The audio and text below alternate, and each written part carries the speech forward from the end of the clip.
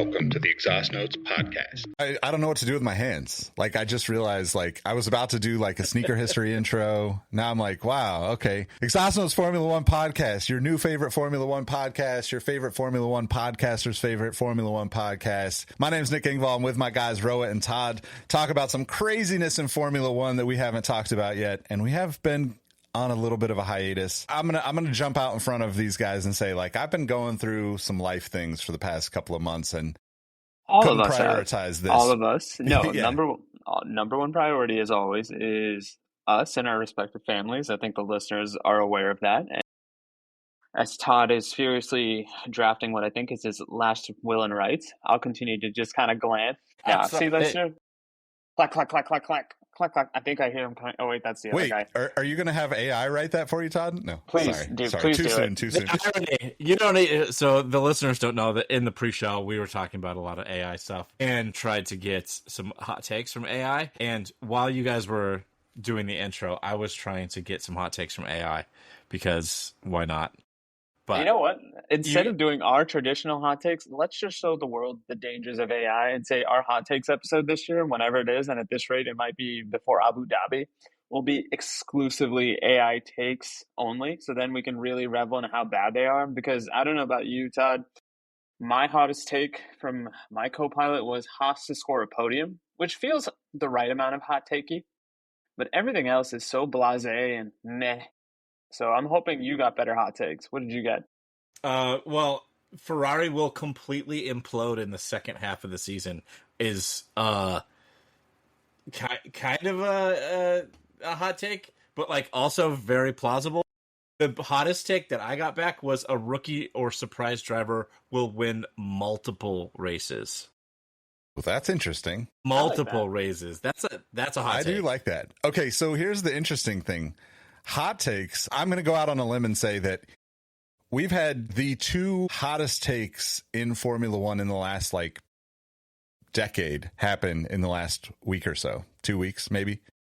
And I don't think any of us would have actually had these as hot takes, right? So we're going to talk about obviously Christian Horner getting the boot from Red Bull, but Nico Hulkenberg getting points, getting a podium, not points, a podium.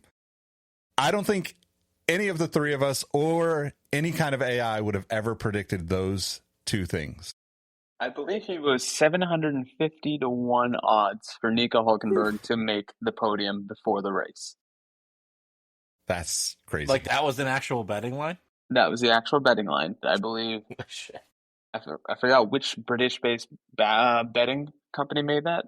But I thought that was really something that they were able to at least kind of come clean with it. And they said about 27 people took that. So I'm wondering, are there like lifelong Hulkenberg bettors that are just like, this is the time?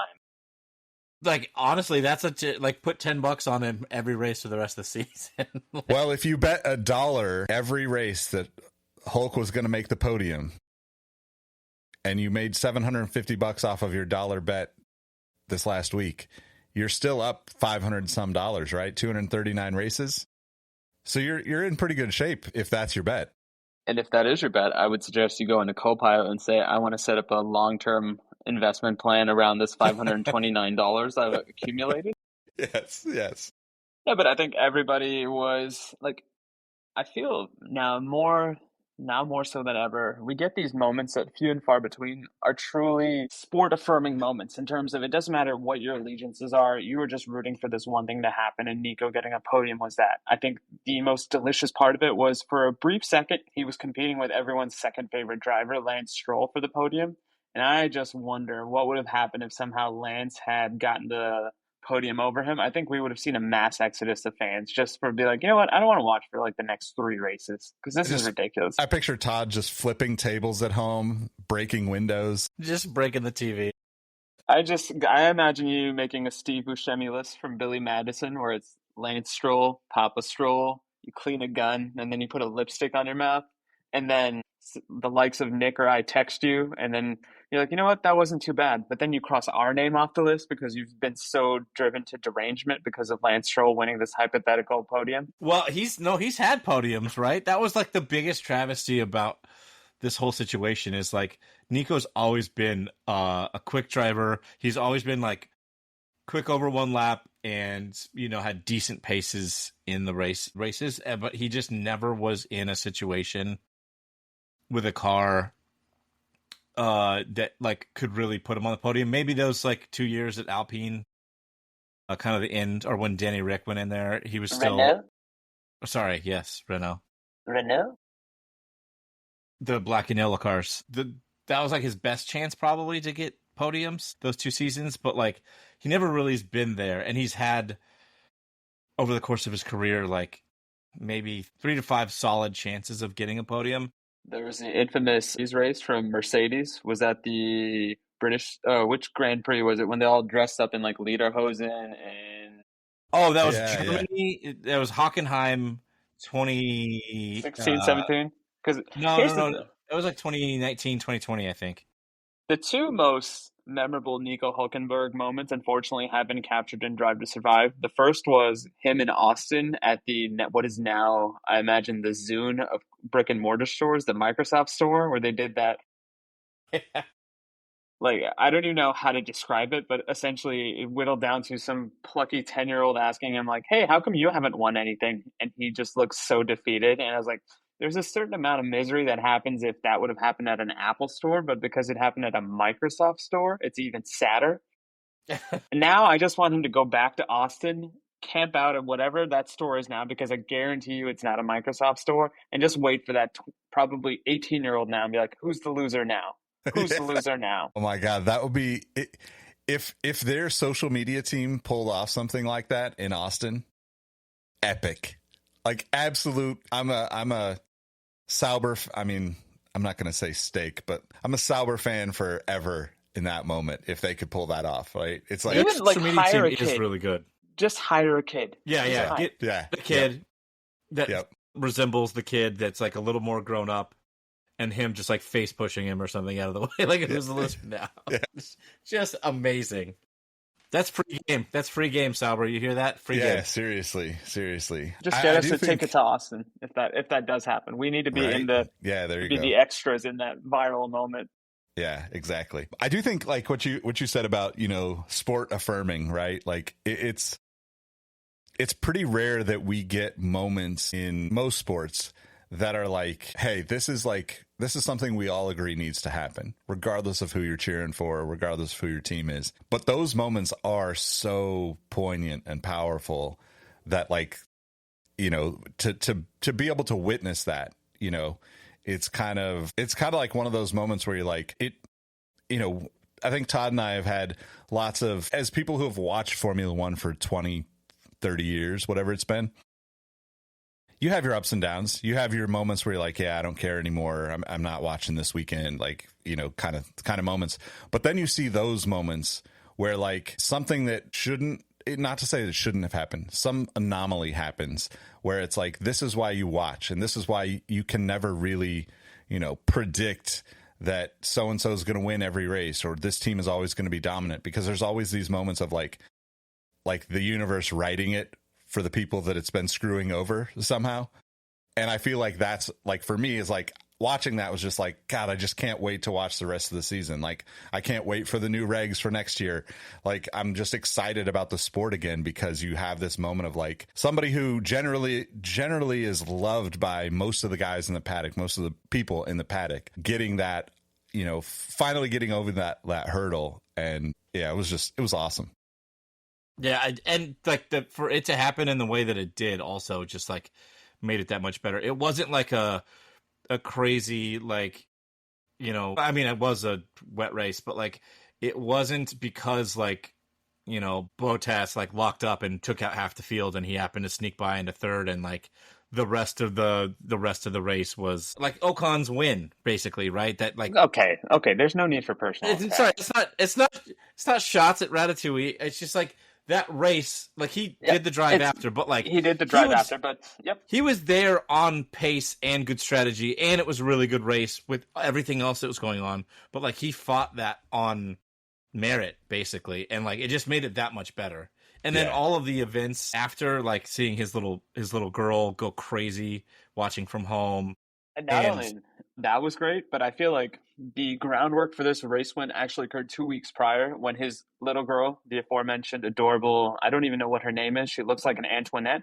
So I'm going to go Antoinette Hulkenberg doing the driver grid introduction for all of them. I don't know if you guys saw this. I didn't see that. Oh, man. Okay, well, you know what? Because this is a sports affirming moment, I'm sure we'll give Nick the link and he can put this in the episode description. But Yeah. Mrs. Hulkenberg is interviewing daughter Hulkenberg at the start of the race, and she just gives her the old, okay, the driver's first name is Oscar, and then the adorable child goes, Piastri, and then she just goes through the entire grid.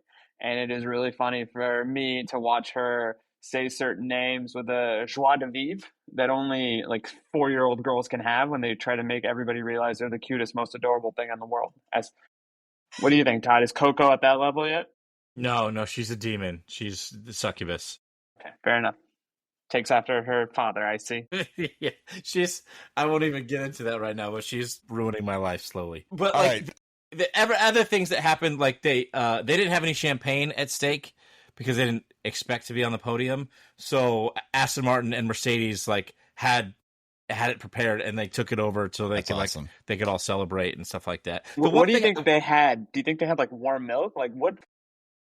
No, I mean I'm sure they had all their usual like accoutrement, but Yeah. they just didn't bring champagne because they were like, yeah, we're gonna get 18th and 20th. That's amazing though. Those are stories that I love hearing and seeing, is like where like the teams are just like, you know, the camaraderie that you don't. We watch Drive to Survive and we're like, everybody hates everybody and blah blah blah, but like, you know that all these people are friends because they literally work together for 11 months out of the year. They travel the world together. There's probably, yes, bad blood at times, Like but Toto generally Horner, speaking, yeah, like, you know, we'll get into the Christian Horner stuff, but like you've seen Christian Horner sitting down eating with literally every freaking team owner, principal, driver, always, right? And they don't show that aspect of the sport. But like you go to the racetrack here at Laguna Seca and these guys are out there trying to beat each other, but they're celebrating together after the race, you know, like that's the part of Formula One being the spectacle nowadays that you don't see, where before I think you saw a little bit more into that because it was like, hey, we all survived. We didn't die this weekend while we were out there, you know? But okay, so I just saw this and I'm gonna just jump into it. The 10 longest waits for a podium in F1 history. Starting at number 10, Felipe Massa, 57 starts. So for those that weren't fans back in the day, early mid 2000s, Felipe Massa was like Sauber, and then he was with Ferrari behind Michael Schumacher. So long time, right? 57 races. So that's like roughly three seasons back then. Gianni Morbidelli, 60 starts. No, that's like 5 seasons back then. They only had 12 to 14 yeah, that's races actually true. back. Yeah, it's probably 4 or 5. Yeah. Gianni Morbidelli, 60. Esteban Ocon, 66 starts. Johnny Herbert, 67 starts.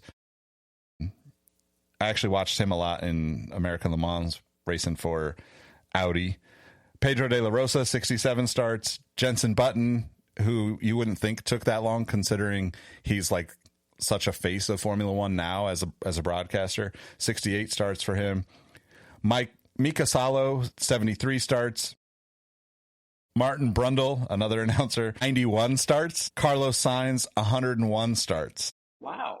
And Nico Hulkenberg, 239. So like Nico Hulkenberg waited like 6 or 7 years longer. Like just the fact that like we're so hard on all these young drivers nowadays anyway, just as fans, but like it's so difficult to stay in Formula One as long as he's been in Formula One now. It's even more amazing that he has been able to stay in Formula One, you know, maybe had some ups and downs there, but like you're talking about like even if it's all in the last 6-7 years, you're talking about 6 or 7 years longer than Carlos Sainz. Like he has been waiting so freaking long to get on the podium. It kind of is mind-boggling because you can barely think of drivers that last in the sport for 6 or 7 years at this point. You know, think about this. Hey, Rick, I always got to shoehorn him in at every episode. Right? Shoehorn him in? Shoehorn him in. He Nice. was in he was in Formula One for 13 years, basically, and he did a total of 258 races. Has been Jesus. basically, I know that Hulk has had like a season out or a couple of seasons out and a half season in there, but he's been in basically the same amount of time, and he's at 239 before he got a podium. That's how long. Like, I just wanted to put some scale on how long Hulk's been insane. in the game, and he finally just got his first podium. So that's what just makes it that much more special, right? Everybody knew he had the talent. He's a good guy. Like, he's fun, he's engaging, like, whatever, but that's just how crazy it is, how hard it is to get onto the podium. Yeah, insane. It's insane, but you know what's equally as insane in a good way is the amount of racers on the grid and off the grid that paid him his plaudits on Instagram. Like, you see the likes of ex-teammates like Carlos Sainz or Danny Rick saying, you know, he's always been a top 5 driver to me. But even the young guys, Piastri, Lando, like, nobody seemed to be a bitter Betty about it. And that's what is probably going to feel just as important as the win, is the fact that he now has this tangible proof of a credibility, even though if you had asked to a driver, to an engineer, to a principal on the grid, everybody probably rates him because of the fact that his superpower is longevity. Now, unfortunately, the longevity didn't necessarily bring the results that we want, but so much of Formula One is also these sliding door moments, because as I was kind of doing the research for this, I did not realize that at one point he was up for a Ferrari seat that ultimately went to someone else. But that would have definitely, at least in my mind, impacted the weight that he would have had to go through to pick up that podium. Big time. And, like, yeah, people forget, or it's like Hulk's been kind of like a journeyman F1 driver as of the last like 6-7 years, but before that, like a 2012 2013 Hulk, he was like a hot item back then. Like, he was super renowned, like super rated by the paddock. So yeah, he also won Le Mans in 2015, I think, because it was the Porsche 919 Porsche came out, and he and Earl Bamber and I forget the other driver, but you know, like, it's a huge, like, it's saying a lot that you're gonna take like Porsche's pinnacle car. I'm pretty sure that was the first year of the 919 race car, and I mean we went to Texas for WEC that year to see that car in person, because I wasn't sure if I was going to get to see it, you know, if it was going to make its way to Monterey in any way. But like, that was such a big deal for sports car racing. So, like, you know, it's crazy to think like he's had like the pinnacle on one side, winning Le Mans, and still fighting to get that, you know, like, even after the cool off period of Formula One, right? Like you're saying, where he's got those 3 or 4 years where he is like a hot commodity, and then he's got to like basically work his way back up through the field, in a sense, in all ways, to even get to the podium. I mean, I'm going through it. Not only that, to your point, Nick, 24 hours of Le Mans, it was a 1-1. Like, he never had to do it again because he won it on his first race. He also won Formula 2. It was known as GP2 at the time, but I guess he won a comprehensive title way back when. And the amount of cosmic kismet, if there's one driver aesthetically that looks like Brad Pitt, aka Sonny Hayes, it would probably be Nico Hulkenberg. So I'm glad that and we probably need to do the Formula One episode, because I'm sure both of you have takes, whether you've seen it or not. But I thought it was really apropos that for a lot of people's first races coming off that movie, they got a Hollywood ending, and Nico not winning, but it feels like winning, but getting a podium. Yeah, it definitely feels very cinematic. I don't know, I just thought of this, but like, I definitely saw that meme that everyone's seen about like the guy getting the medal and popping the champagne, and then it zooms out and he's in third place. Like, he's like, fuck everybody, like, whatever. It felt very much like that moment, but like in a good way. Like, it wasn't like a asshole celebrated third place. It was like, yes, like, everybody was celebrating that third place that hard. No, and it's always something that whenever you do watch the end of Formula One races, I am a big fan of body language and watching people. And it's always interesting to see how the champagne gets allocated as it's sprayed across the 3 podium winners, as well as the team principal or whatever representative to the team represents the constructor. And yeah, to a person, I'm sure Nico got the most Gatorade baths of champagne baths that we've ever seen. Because I don't think a single... I was a little disappointed in that. I felt like because there was the whole drama with the penalty and stuff with McLaren, which maybe we'll talk about later, I kind of felt like they were a little awkward, Oscar and Lando, just because of what was going on with that thing. So they kind of like sprayed each other, and Nico was kind of over on his own for like a good while, just like celebrating, spraying. They should have just like, it all should have been about him. Yeah. Damn you. Just Seriously, they didn't kids these days. immediately. I know that they came around and like congratulated him, whatever, but like I feel like that should have been just a whole all about him moment. I mean, there were so many moments like that where it was just like this is new. Like when they go into the briefing room or whatever, and he like forgets his helmet. Like you could just tell, like it's like you've never been there. And like the funny thing is, like as a society, we, you know, I don't want to say we look down on that, but like, you know, the act like you've been there kind of attitude seems to be pretty prominent in most things that we do as human beings. Like, fuck that, man. Like, be awkward as hell. Just enjoy the shit. Like, do all the things wrong. Like, as long as you don't get disqualified by not like, what do I do with my hands? Yeah. But like, it was so cool to see all those moments, you know, kind of like, you know, just awkwardness is not in a negative way, but whatever awkwardness is in a more endearing way. That's what I'm trying to say. Yeah, show that here. Character. Yeah, I agree. Exactly. I like that. All right. So speaking of body language, let's talk about the number 5 hot take that AI gave me. Oh, God. Red Bull will have their worst season in 5 years. Max Verstappen being the reigning champion means nothing if the car development has stalled. They'll finish outside of the top 3 in the Constructors' Championship, marking the end of their recent dominance era, which is a perfect segue into Red Bull and it falling to tatters. Take it away. Is that even a hot take? Not really. Like, that seems more like a news article from the AP. No, it's this, right? We have known probably for about 2 years that, let's just say that there's been a shaky foundation in all things Red Bull, and we're not talking about Helmut Marko's belief in non-white people, but I think Todd has committed harakiri. Apologies, listen. Oh, there he is. Sorry, he's back. Yes, golf clap for that. Thank you. Sorry. Every now and then, right?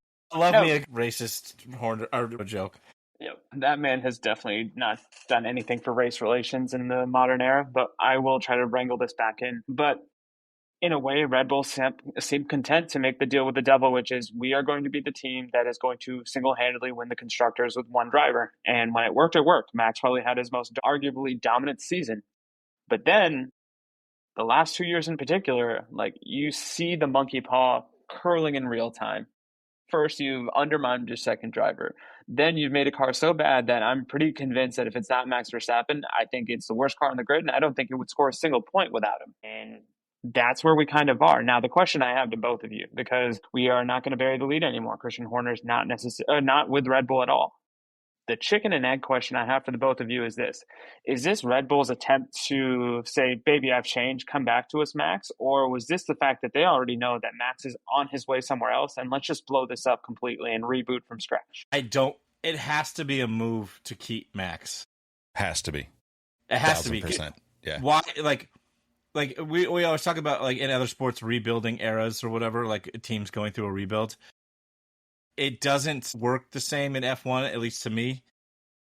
If they were going to lose Max and they knew they were going to lose Max, then Horner stays and they work on turning the Red Bull into a car that can work amongst all drivers, like not so tailored to his skill set. I think the public beef with Joss and Horner's control of the team has been, like you said, it's been ongoing for a couple of years, or it's been really highlighted for a couple of years since, what's his name, died? The guy that owned Red Bull. Helmut Marko Mach 1? No. It's Mintzlaff is his last name. It's Oliver Mintzlaff, the son. I can't remember the Otto? Dad's name. Father Mintzlaff, whatever. Yeah. Papa. Faja.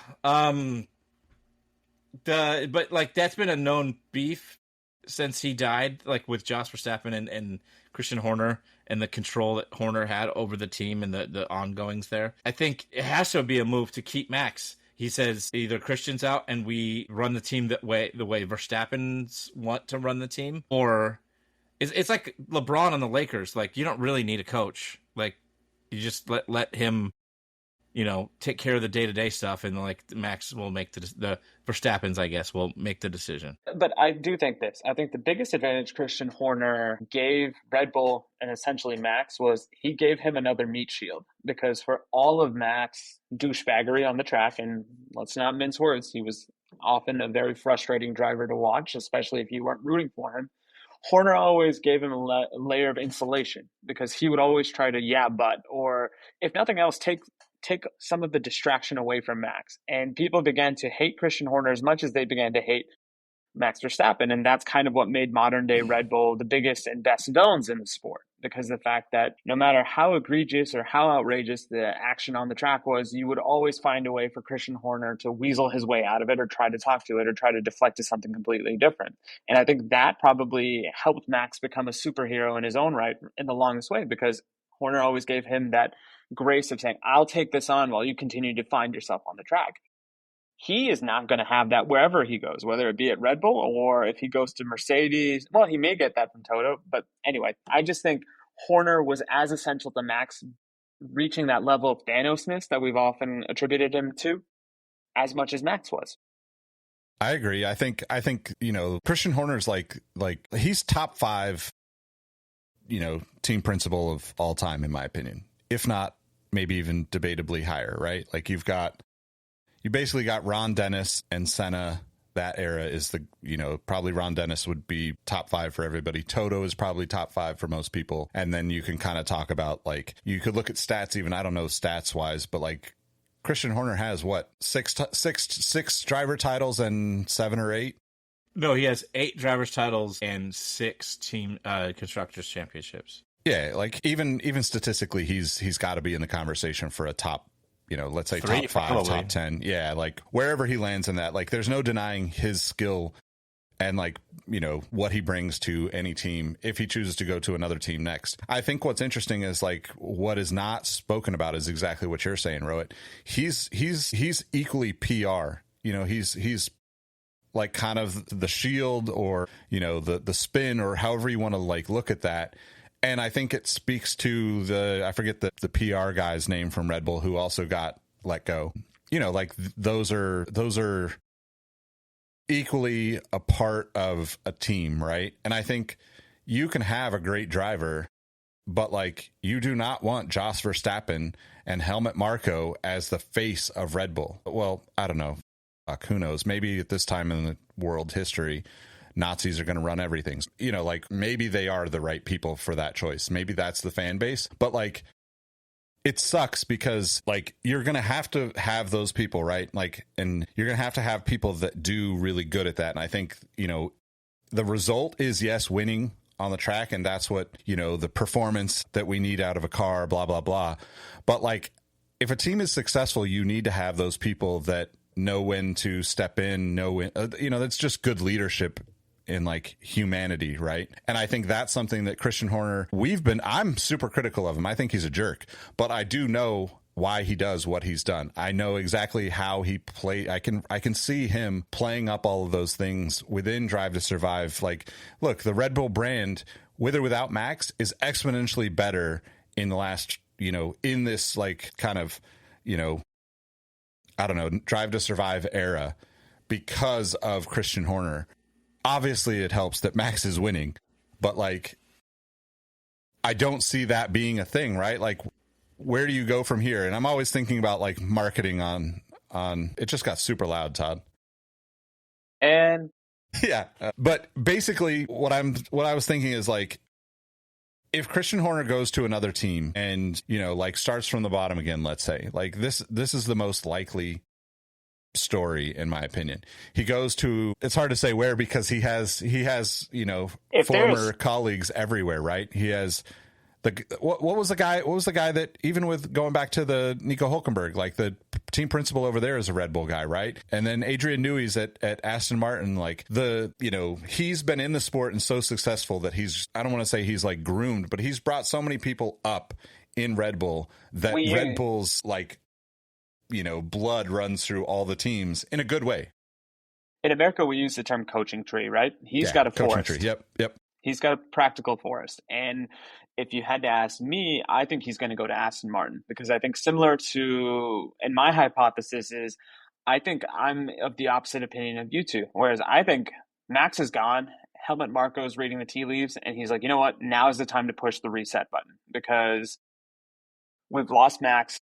Why not lose Horner? Because now we can truly make it about me. Because ultimately, what we've always asked about Red Bull is it, what's the pie chart look like in terms of success? And in each one of these three individuals' minds, that being Marco, that being Verstappen, that being Horner, they all think they're the overwhelming majority of reason why we talked about modern day Red Bull as a dynasty.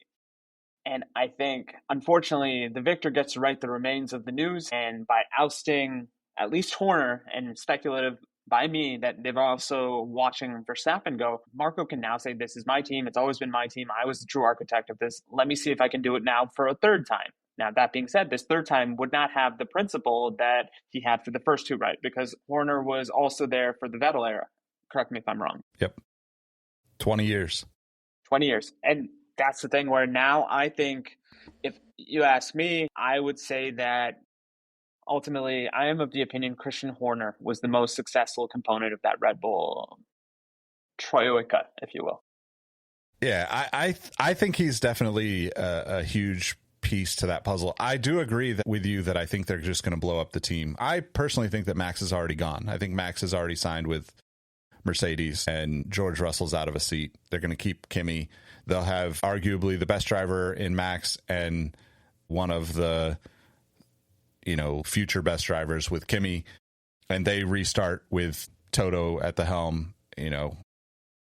I think with the idea of going to Aston Martin, the one thing I would push back on your theory there, the idea of dealing with Max and his dad, and then going to Aston Martin and having to deal with but this is Lance where and Lawrence. Yeah, I see your point, but this is also where I think we're going to see Lance leave this year, because there's just something about how he's been operating the last couple of races. It seems like either his heart is not in it, or he himself now acknowledges that, like, maybe I've been here a little too long. I think we're going to see, at least, and this is, I guess, my hot take of the episode, next year, Red Bull and Aston Martin are going to be completely different as we know them today, meaning we will see at least 1 to 2 new drivers on both teams, if not one. And I think we're going to see a new principal. So do you think Alonso sticks around at Aston Martin? I could see Alonso sticking around, because the other thing we've always talked about with regards to Aston Martin is ownership, in terms of they're the team that seems to want to sell itself more than any other on the grid. And as much as any new prospective buyer would like to see a blank check in terms of both driver seats open, both principals open, so then they can instill whatever it is they want, I think Alonso is as nice of a dangling carrot as you could offer many a buyership group. I would agree with that. I mean, I think it has been interesting to watch Lance. There's like the hand injury, but it just seems like the car is more capable than the effort this year, more than it has been in the past few years. I don't know. Like maybe you're right. Horner goes to Aston. I mean, the thing is, like, outside of the obvious, Ferrari is kind of a no, because you have Lewis and what's his name? I'm drawing a blank. Charles right now. Leclerc and Fred Vasseur. Yeah, like Lewis has a relationship there. You look at Adrian Newey at Aston Martin is kind of interesting. Maybe, I don't know what the relationship between, Adrian Newey and Christian Horner is at this point, but like obviously they had a lot of success at Red Bull. So maybe there's opportunity there. Alpine obviously is like kind of always in search of, guidance. Leadership, guidance. Haas isn't going to change. He's not going to Haas. That just doesn't make any sense. He's not going to go to Williams. Williams is he could go to Williams, but he could go to Sauber. And Sauber. No, I'm joking. But he could, right? But then he has his other, the team principal at Sauber right now is a former Christian Horner employee, right? So you kind of have like these like oddities mixed in throughout the grid of where he could actually go. And obviously he's not going to, McLaren or Mercedes. So like there's only a few choices for him, but I would say that most of the teams on the grid would gladly have him at the helm, even if that meant replacing somebody else. So just to bring the listener and Todd up to speed, Todd, we were talking about the fact that if we saw Horner leave a team, where would he end up? He's not. So that's what I So that's what's weird to me. Yeah, that's what I'm not sure what's going to happen. He's still on the payroll, and he said that a couple of times now. He's still employed by the team. He just has no operational control. I think that's their way of kind of doing gardening leave, but I also don't see him going anywhere else on the grid immediately. And you kind of mentioned earlier Aston Martin. I think the reason that wouldn't work is because I think Newey wanted to get away from Horner, and that's why he left. You think Horner was the reason why Newey left? Yeah, I think Newey said kind of publicly that, or not publicly, but on the semi-publicly, that he was like trying to get out of that situation, and that included getting away from Horner. Yeah, and I wonder if that's a thing that I have the biggest question on. I think like Aston Martin makes a lot of sense, but was it the relationship with Horner and Newey, or was it the relationship with Newey and Jos Verstappen? You know, like there's a lot of potential reasons why you would leave Red Bull, right? But yeah, man, it's crazy to think about what the future for Red Bull even looks like, right? Because let's say this is a hard reset.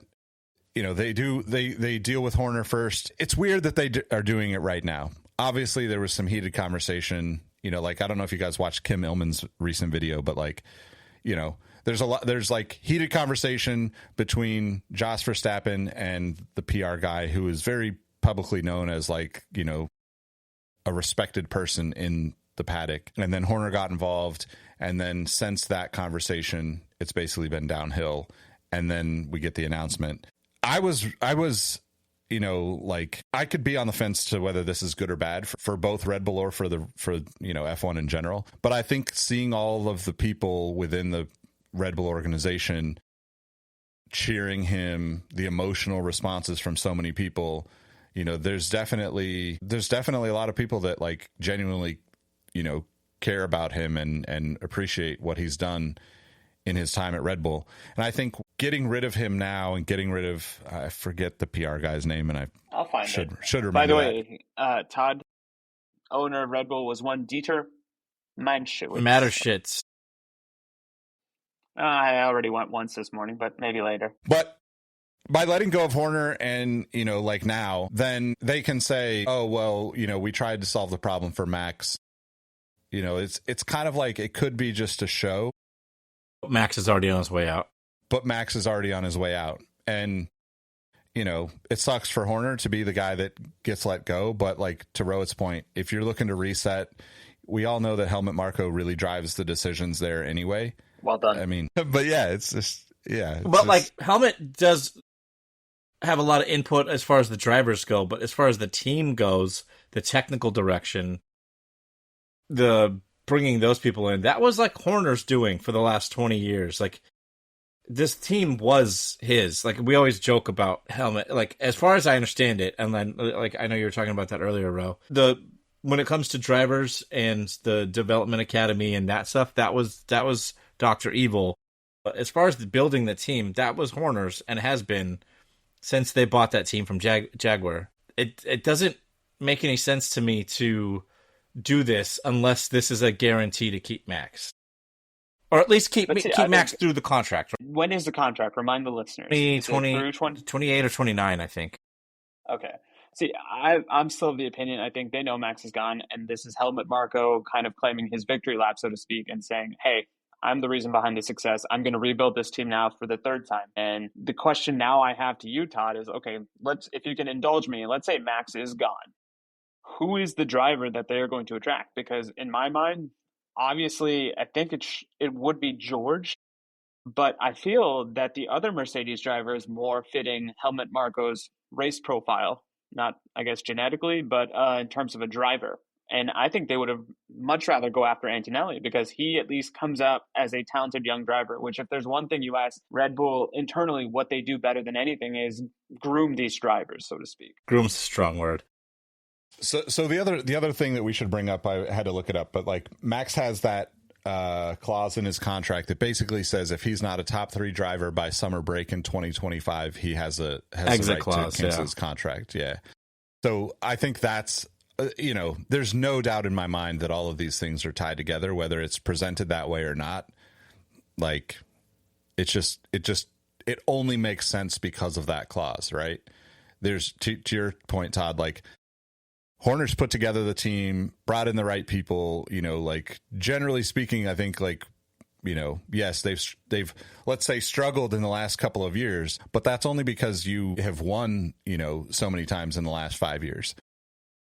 Prior to Max winning, the team was midfield, most of the time. And, then you have the Vettel era where like you're winning, but like all of that is more proof of Christian Horner's ability to take a team from, like you said, when they acquired the team from Jaguar to getting to Vettel winning. That's a huge success story, right?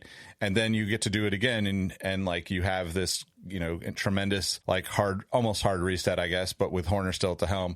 And then you get to the point where Max is winning. It feels like, you're kind of in another one of those 8-year windows that seem to always happen in Formula One where like it's just a giant shift and like McLaren will be dominant for a few years in whatever way. And, Red Bull, unfortunately, I think like is going to have the biggest uphill battle even with Max, right? Because what you always talk about, Todd, is like the car being set up for Max basically screws every other driver. Like Yuki is so much better in a V-carb. Every other driver who's been in the Red Bull, seat, like Checo Perez was, winning races for a couple of years. And like, it just went further and further towards Max in those, that 2-year period. And then he's gone because, aside from racism, he's, gone because he wasn't winning, but like he should still be in Formula One. If he's as successful, if he can be as successful in another car, it's kind of crazy to me that he's not in Formula One. It's crazy to think that he was the best out of all of the teammates Max has killed.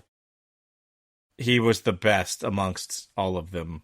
I mean, yeah, you could say Danny Rick was. Who do we have? Danny Rick, Albon, Gasly, Liam Lawson, Kvyat, Checo. Liam Lawson, yeah. Didn't Sainz also at one point compete against him when they were in Toro Rosso? Well, yeah, but just since Red Bull, I think it was... Since Red Bull? Yeah. I think... That's it. So 5 drivers, basically, that like, and Checo is unquestionably the best out of those 5 performance-wise during this time at Red Bull, right? Like, I don't think I would say against that. Danny Rick, because they were still neck and neck for the first 2 years. I think Danny Rick's like resume was a bit tarnished because of his post Red Bull thing, but when he was on Red Bull, that was when Danny Rick was last of the late breakers and had all this like hype around him. Whatever, he was winning races, but Max was still on the come up. Who knows what he would do against him now? I don't think, to answer your question earlier, Ro, I don't think that they would go after a big name now. I think if they're going to do a reset and they know they're losing Max and they lost Horner, I think they do everything they can to get like Arvin Lindblad, I think is one of their junior drivers that has a lot of hype around him. They stick him in the team now because the car's going to suck. Let him develop with the car, right? And then keep Yuki there. Who cares? Or bring in a veteran like Bottas or God, who else? Maybe bring Checo back because the sponsorship dollars. Like, I mean, I think if Max is gone, I think it only makes sense that whether they want to call it this or not, it's going to be a swap with him and George Russell, because I don't see George Russell going anywhere on the grid if he's now out of a seat as well. So that's where I think even if Red Bull does this reboot, I would like them to get a younger driver like a Kimi. Mercedes is not going to let Kimi go. I acknowledge that. But I do think realistically, if that's the hand that they're dealt, they're going to go after George. And I don't think George is the type to sit a year off the grid, especially when he's not even entering his prime. Is George under contract? No, his contract that's why a lot of the speculation has been about this. George is out of a contract at the end of this year and still has not signed an extension. And Toto has said, like, kind of, it's my duty, publicly, just the usual, it's my duty to talk to all drivers on the grid. Obviously, we're talking to George. We want to keep George, blah, blah, blah. But, like, yeah, conversations are being had with everybody like it always has. I mean, if you're Toto, do you even like, it sounds fucked up, but like, do you even bother with George at this point? Like, Kimi Antonelli is, I would say a very close second at Mercedes. And if you know that Max is unhappy, I feel like it's your duty to just put all the eggs and get Max here as a team principal almost. But I don't know. It just feels like granted, he is the best driver probably in the last 20 years or whatever, right? Like 1A, 1B with Lewis, or 1A, 1B, 1C with Schumacher if you go back that far, right? Like, Yeah. but I feel like he's the type of person that's just at some point soon gonna get bored with it and just be like, all right, I'm gonna go do WEC just because like that's my passion anyway.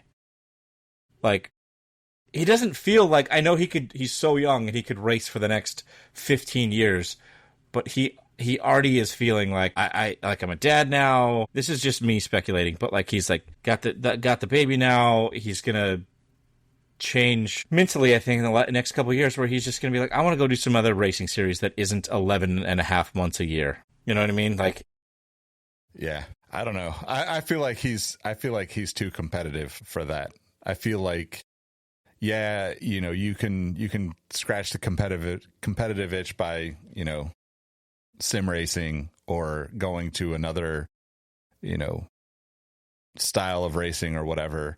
But ultimately, right now, you are not the best Formula One driver of all time. You arguably are and should be at some point considered that, but you're not right now. Like, no matter what, you don't have the trophies to prove that you're the best of all time, which I think that and his dad probably speaking that into his ear every morning when he wakes up, whispering those sweet you're nothings. Leave you at a gas station again.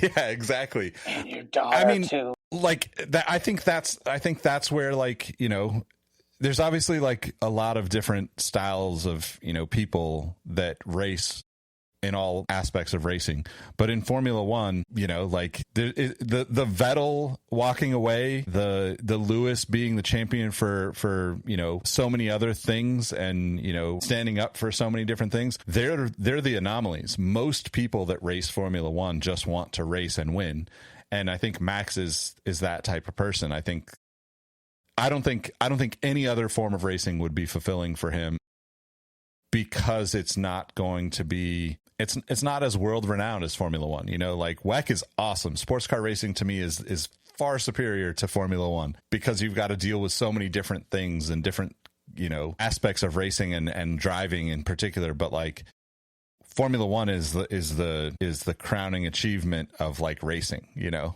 And if he would have been like 2 years, like, let's say in my mind, if I'm Max and I have his mentality, I have the questionable win against Lewis, and then I have the year that I come back and kick everybody's ass and prove that I'm the best.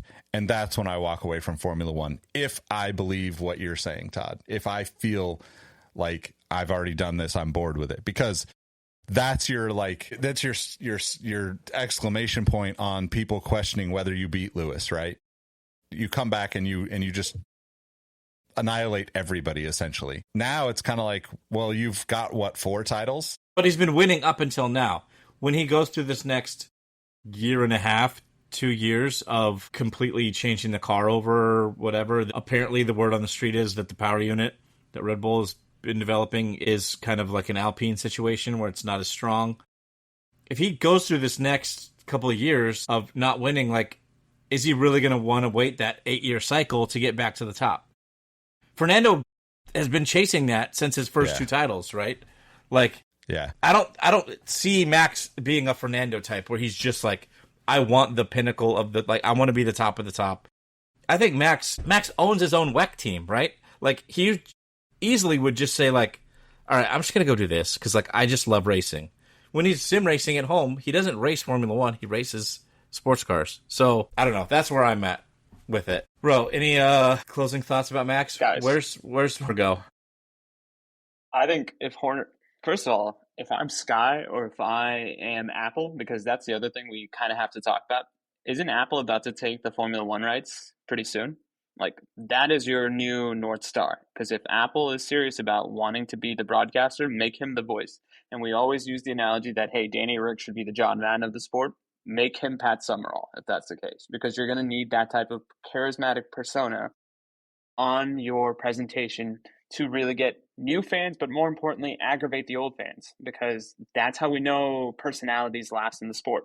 The other reason why I may be distracted is I've gone down a rabbit hole in Copilot in hopes of building a amazing title or cover page for this episode's work. And yeah, Nick, I've got some things for you. Okay, so I sorry, I'm a little distracted because I had to look up the WEC thing, and apparently a month ago, according to Reddit, both Max and Jos Verstappen requested FIA license for WEC, basically. So why do you think he was testing at Nürburgring under Franz Hermann? He's going to WEC. Mexico. He's going to go somewhere. All right, man. if this is true and all the rumors are true and he goes to Mercedes, he'll give Mercedes a 2 or 3 year stint. Apparently their engine's really good. Things are looking good for 26. He gives it a 2 or 3 year stint.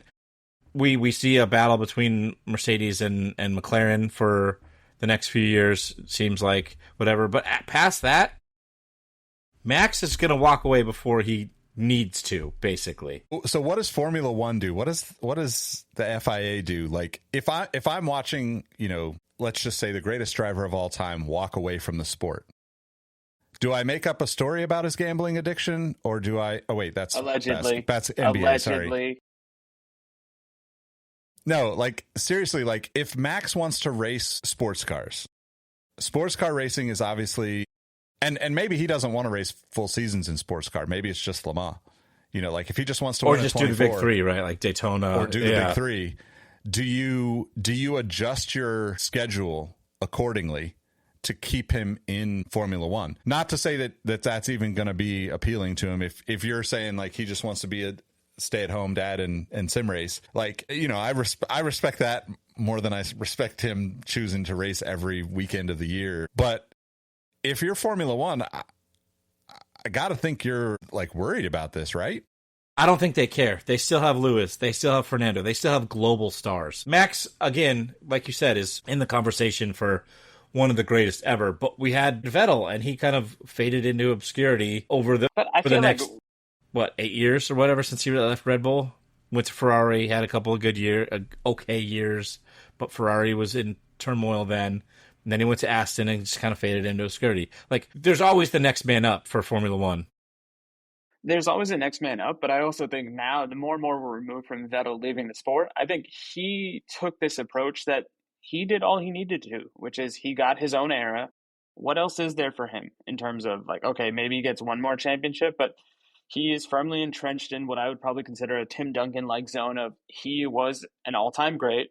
Depending on who you are, he may be the best driver you've seen, and he's perfectly okay with that. Max does not seem to have that amount of mental health or sanity to be okay with that. We keep saying, oh, he's going to go be a parent. We keep saying he might do e-racing or he may do WEC. I don't think so. I think he is a maniac in the best way, and I think that's why I find it very hard that he's just going to leave the sport because he didn't get his way one time. I don't think it's about getting his way, though. I think it's he just wants to be in just racing. He just wants to race something and be competitive. I don't think that he will have the patience, I would say, for like, I think he'd be fine going to a lower class in WEC and owning his own team and just doing that and being competitive there. Like, and it's still racing. He still has a chance to win. That racing series has a lot more parity in it anyway. I just don't think he's got that, like, just the way he's given vibes since his first championship. Like, he just is like, I'm like, just here to race. I just want to race. Like, I don't want all the other bullshit. Like, did you see his face when the whole contract talks were talking, or when they kept talking about the contract stuff in pre-Silverstone? That one where he's like, did you see the picture where he's sitting at like a hospitality table and there's like 70 reporters around him? The look on his face is just like, oh my God, I hate this so much. Yeah. I hear what you're saying. I just feel like once you taste winning at that level, I can only imagine that it's got to be a driving factor in all your choices. But I also don't have kids, so maybe I'm on the wrong side of this whole conversation. Trust me, they ruin your life. You're my podcasting uncle. Also, this is something that I just saw, I think it was yesterday. Nelson Piquet Jr. was on some podcast and said, oh God. No, he didn't drop any hard R's or anything. He said something already about how next season Max would be at Mercedes. Like, it leaked. Like, he had inside knowledge that it was already a done deal, basically.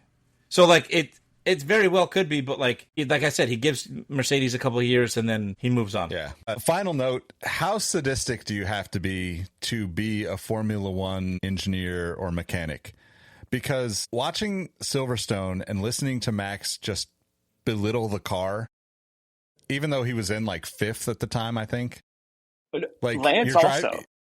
Oh yeah, Lance too. Yeah. I mean, I just don't understand how you work in that condition.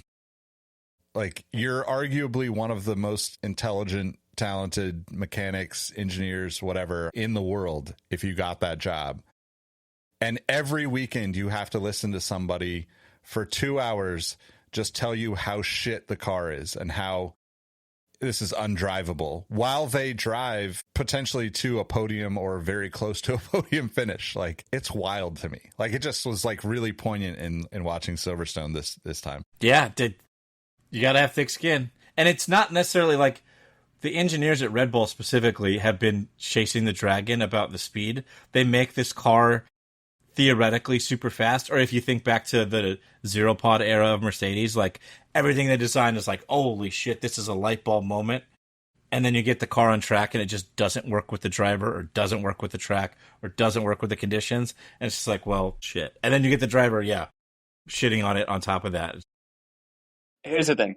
We expect this from Max. Like, at this point, I'm sure they've kind of become as immune to it as you can be, because if that's the stock treatment, what do they care? But the likes of freaking Lance Stroll, who was arguably having the race of his season, and then he still got them points. It's probably the best thing Aston Martin's done all year, and he goes on that. That's where I would be a little more upset. I would probably take a big old wrench and chuck it at Lance's head. He's got a punchable face anyway, though, so. Well, now he's got a socket to his eye socket. It only took us an hour, but we got to the Lance Stroll bashing people. You're welcome, Trev. Yeah. Oh, yeah. Yeah.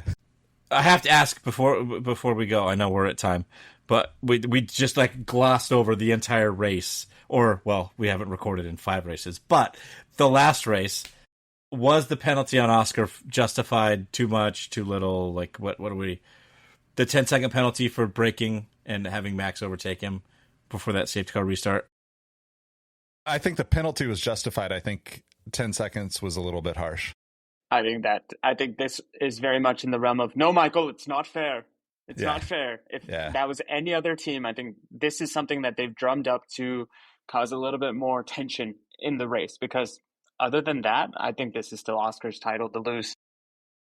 I agree. Because I think what was the stats that came out around it, right? Like, it was like he did like double the 100 braking pressure. Yeah, double the braking pressure. So, like, obviously when you're in the car and you're seeing cars coming and you're trying to not hit you're trying to play the game, but you're also, trying to not run into the pace car. Yeah. Like, I don't think it matters though, right? Like I think Lando still wins even if the penalty is 5 seconds. Like, it might have been closer, but I think that, the penalty in itself, it was justified. Like, it seemed crazy watching it on TV. It seemed way worse than what they played it down to be. Look, it was Max who was right there. So, Max is like probably the most aggressive of all the drivers on the grid. Like, so there's an element of Max being a little too aggressive, maybe. Yes. But like, Oscar still, I feel like it was just too much braking. Yeah. Because you like, that was the one thing about like Nico Hulkenberg. Like, he even said, oh yeah, way back down the line. The Concertina effect. He almost ran into somebody as well. Yeah. So, yep. Yeah, I agree. I think it should have been a 5 second though. I think 10 was too harsh, but I understand that they're trying to set a precedent or whatever. And apparently on the restart before that, he did the same thing and the stewards let it go. So he could have had 20 seconds and not even been on the podium. Yeah. Or maybe they gave him 2 5-second penalties. Or Yep, man. All right. Well, what do we got? We got a couple of weeks until the next race, right? I believe. Yep. Maybe we'll come back with our AI hot takes next week. We might have a hot takes episode for you in the next week or so. All done by our AI overlords. And you know what? I'm going to commit to this on air. I will try to come up with the cover title in live radio time or podcasting time. So then by the time we are done recording, Nick, you have it in your inbox already and you can make the choice. Go. Yeah, actually, what we should do for our hot takes episode is each of us should choose a different AI to create the hot takes, and then we'll bring in our own hot takes. So we'll have a whole series of just BS computer AI hot takes, and then we'll have our own actual human hot takes that you'll have to care about. And then if anybody wants to bring their own hot takes, they can just leave us a comment or join us in the Discord. Better yet, we could have Todd try to distinguish whose hot take is it. AI, Papa Bear, Mama Bear. Yes. I'm Mama Bear. I like that idea. That's awesome. Yeah. All right, y'all. Well, thanks for listening to us and rocking with us. We appreciate you sticking around, even though we've been on a multi summer vacation. Multi 21 summer break. I was going to say, we took a whole Formula One season from like the 1960s off. Yeah, exactly. All right. Give us a follow, Exhaust Notes FM on all the platforms, or join us in the Discord. We'll catch you in the next one. Peace. Peace.